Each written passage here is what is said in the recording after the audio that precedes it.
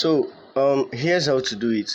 On your PC, go to this PC, then go to local disk C. Then on your local disk C, you will see Windows.old. Click on it. Go to users.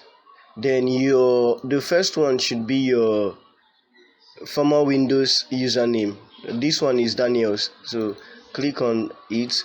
Then you have to locate where all your files were in the previous Windows installation. So you can go to desktop, copy everything in your desktop, go to documents, copy everything there. Okay, let me do an example, a practical example. If I go to movies now, these are my movies.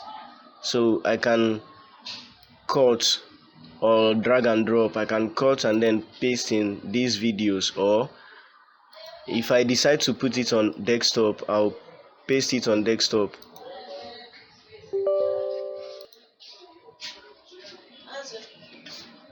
So once you paste on your desktop, you can now locate other files like pictures. You copy everything in pictures, music. You cut, sorry, not move, not copy. You cut, like you right click, you select. Let's assume I want to use this. There's no file here. Okay, let's assume I want to use this. You select, then you right click and cut.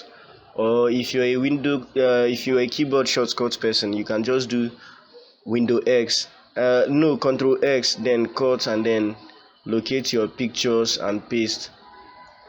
So that's it. See you later.